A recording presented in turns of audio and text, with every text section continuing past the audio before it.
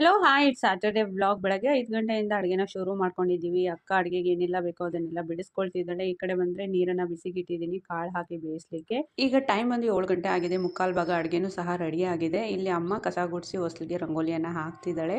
ಪೂಜೆಗೆಲ್ಲ ready ಮಾಡ್ಕೊಂಡಿದ್ದೀವಿ. ಇನ್ನು ಎಡೆ ಹಾಕಿ ಪೂಜೆ ಮಾಡಬೇಕು. ಈ ಕಡೆ ಬಂದರೆ ನಮ್ಮ ಲಿಶಿತಾ ಮತ್ತು ಪ್ರಾರ್ಥನಾ ಸೌತೆಕಾಯಿನ ಕಟ್ ಮಾಡ್ತಿದ್ದಾಳೆ. ಅಕ್ಕ ಈ ಕಡೆ ಕೋಸಂಬರಿಗೋಸ್ಕರ ಕ್ಯಾರೆಟನ್ನು ಗ್ರೇಟ್ ಮಾಡ್ತಿದ್ದಾಳೆ. ನಾನಿಲ್ಲಿ ಅರ್ಶಿನ ಕುಂಕುಮ ಕೊಡಲಿಕ್ಕೆ ಎಲೆ ಅಡಿಕೆ, ಅರ್ಶಿನ ದಾರ, ಬಾಳೆಹಣ್ಣು, ಬಳೆ ಮತ್ತು ಬ್ಲೌಸ್ ಪೀಸನ್ನು ಒಂದು ತಟ್ಟೆಗೆ ಈ ರೀತಿ ಇಟ್ಕೊಳ್ತಿದ್ದೀನಿ. ಬನ್ನಿ, ಅಡುಗೆ ಎಲ್ಲ ರೆಡಿ ಆಗಿದೆ.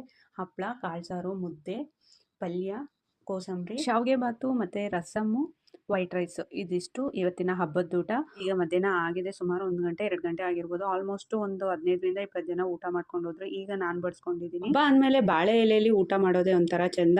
ಮಾಡಿದ್ದೆಲ್ಲ ಅಡುಗೆನೂ ಒಂದು ಚೂರು ಬಡಿಸ್ಕೊಂಡಿದ್ದೀನಿ. ಎಲ್ಲನೂ ಸಹ ತಿನ್ನೋದಿಲ್ಲ, ನಾನು ವಿಡಿಯೋಗೋಸ್ಕರ ಬಡಿಸ್ಕೊಂಡಿದ್ದೀನಿ. ಸೊ ನಾನು ಕೂಡ ಊಟ ಮುಗಿಸ್ಕೊಂಡೆ. ನಮ್ಮ ಸೈನ್ಯ ಎಲ್ಲ ನೈಟ್ ಮಲಗಿದೆ.